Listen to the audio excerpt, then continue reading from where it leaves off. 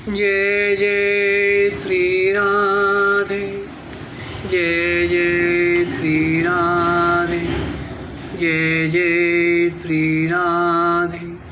भक्ति भक्ति भगवंत गुरु चतुर्नाम बपुए, इनके पद बंधन किए नाशे बेगियने। श्याम प्यारी कुंज बिहारी, जय जय श्री हरिदास दुलारी।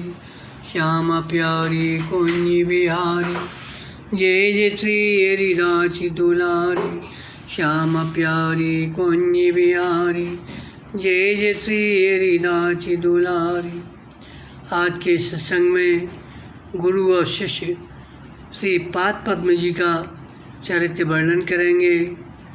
नाभाजी कहते हैं, श्री मार्ग उपदेश कृत श्रवण सुनो आख्यान सुचि। गुरु गमन कियो परदेश, शिष्य सुर ध्वनि दृढ़ाई। एक मज्जन एक पान, एक हृदय वंदना कराई।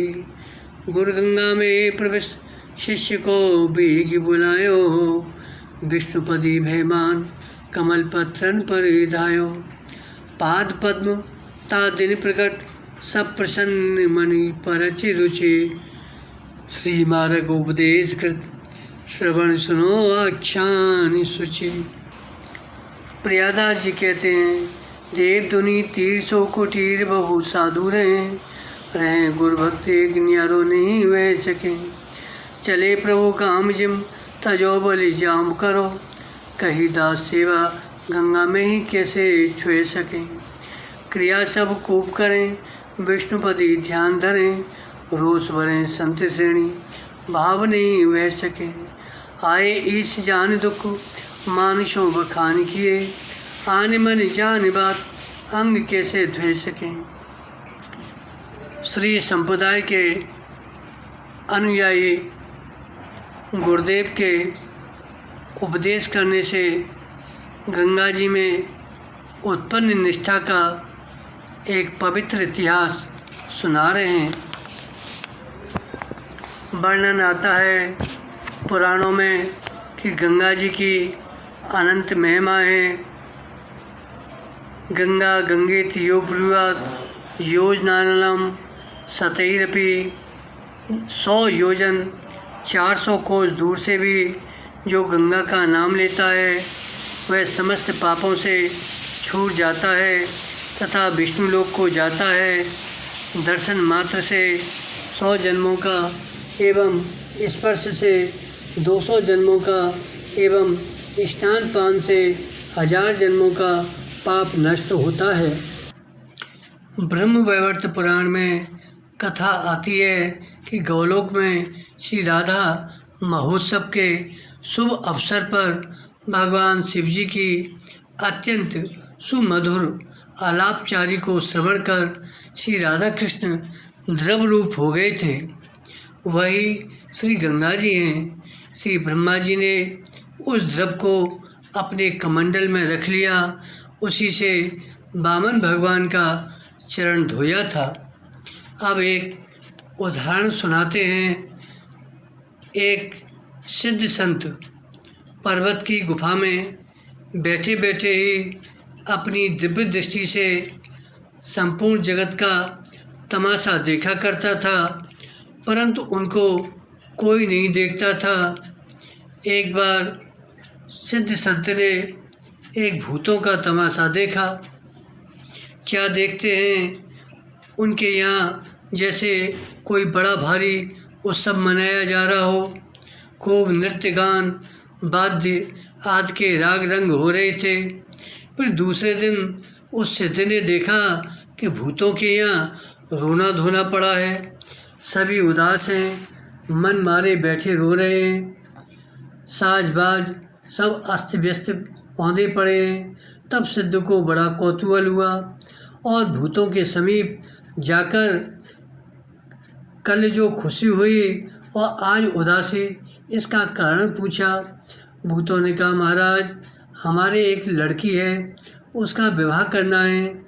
बंजारों के सरदार का एक लड़का बड़ा पापी था। कल एक बैल के सींग मारने से उसकी मृत्यु हो गई थी। हम लोगों ने सोचा कि यह मरकर भूत होगा तो इसी से अपनी कन्या का ब्याह करेंगे, परंतु वह तो स्वर्ग चला गया। इसी से हम लोग रो रहे हैं। सिद्ध ने पूछा, जब वह पापी था तो स्वर्ग कैसे चला गया? तो भूतों ने कहा कि मरने पर उसके घर वालों ने उसको गंगा जल से धोई हुई चादर उड़ा दी। उसके प्रभाव से उसके सब पाप नष्ट हो गए और वह चतुर्भुज रूप धारण करके स्वर्ग को चला गया। ऐसी महिमा है श्री गंगा जी की। गंगा जी का जल भगवान श्री कृष्ण के चरण कमलों का वह पराग लेकर प्रवाहित होता है जो श्रीमती तुलसी की गंध से मिश्रित है। यही कारण है कि वे लोकपालों के सहित ऊपर नीचे के समस्त लोगों को पवित्र करती हैं। कौन ऐसा मरणासन्न पुरुष होगा जो उसका सेवन न करे? तो वर्णन करते हैं, ऐसे गंगा जी के किनारे पर एक संतों का आश्रम था। उसमें बहुत से संत रहते थे। उनमें एक संत ऐसे गुरु भक्त थे, दिन रात गुरु सेवा में तत्पर रहते। वे क्षण भर के लिए भी गुरुदेव से अलग नहीं हो सकते थे। एक बार गुरुजी किसी गांव को जाने लगे तो शिष्य ने प्रार्थना की, प्रभु आपकी बलिहारी जाऊं, मुझे छोड़कर न जाइए, साथ ले चलने की कृपा कीजिए। गुरुजी ने कहा, तुम यहीं आश्रम में रहकर भक्तों की सेवा करो और मुझ में जो भाव है उसे गंगा जी में रखो। शिष्य ने स्वीकार कर लिया। अब गुरुदेव चले गए। अब भला वे अपने पैरों से गंगा जी को कैसे छू सकते? दूसरे संत नित्य नियम से गंगा स्नान करते थे। ये सब स्नान आदि की क्रियाएं कुएं पर करते और गंगा जी को दंडवत करके निरंतर उनका ध्यान करते। अब गंगा जी को छोड़कर कुएं पर स्नान करते देखकर दूसरे संत रोष से भर गए। संत लोग इनके भाव को समझे बिना अनेक प्रकार के वचन कहते। कोई कहता यह तो नास्तिक हो गया है, नास्तिक है। कोई कहता आलसी, जोगी, पृथ्वी का भाग। कोई कहता गुरुजी के जाते ही यह सिद्ध हो गया है। कारण कि वे इनके हार्दिक भावों का अनुभव नहीं कर सके। कुछ दिनों के बाद जब गुरुजी लौट कर आए तब सबने दुख मानकर उनसे कहा, जब से आप गए हैं तब से इसने गंगा जी का स्नान करना छोड़ दिया है। गुरुजी सब रहस्य जान गए कि भाई इस शिष्य का गंगा में गुरु भाव है। गंगा में गुरु भाव करके फिर वह अपने अंगों को कैसे धो सकता है? शिष्य के प्रभाव को प्रकट करने के लिए एक दिन गुरुजी उस शिष्य को लेकर गंगा स्नान करने गए और गंगा जी में प्रवेश करके बोले, वह मेरा अंगोछा शीघ्र ला कर दो। शिष्य धर्म संकट में पड़कर सोचता विचारता हुआ अपार शोक सागर में मग्न हो गया। इधर गुरु आज्ञा, उधर गंगा में भाव, दोनों की रक्षा कैसे हो? इसी समय गंगा जी ने प्रकट होकर कहा, इन कमल पत्रों पर पैर रखते हुए चले आओ। आज्ञा पाकर ये कमल पत्रों के ऊपर ही सुखपूर्वक पैर रखते हुए गुरुजी के पास आए और जाकर उन्हें अंगोछा दे दिया।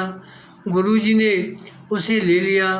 अब इस विचित्र चमत्कार को देखने के लिए गंगा के किनारे लोगों की भीड़ इकट्ठी हो गई।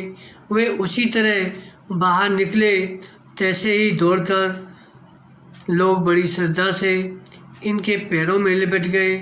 इनका महान प्रताप बहुत बढ़ गया। इस दिव्य चमत्कार को देखकर सभी के मन में गंगा जी और पाद पद्म जी में अपार श्रद्धा हो गई। पाद पद्म जी का जो प्रभाव गुप्त था वह उस दिन प्रकट हो गया। उसी दिन से इनका नाम पद्म पद्माचार्य यह नाम पड़ गया। जहाँ तहाँ लोग इनके चरित्र का दिन रात गान करने लगे। बोलो पद्म जी महाराज की जय, संत भगवान की जय। जय जय श्री राधे, जय जय श्री राधे, जय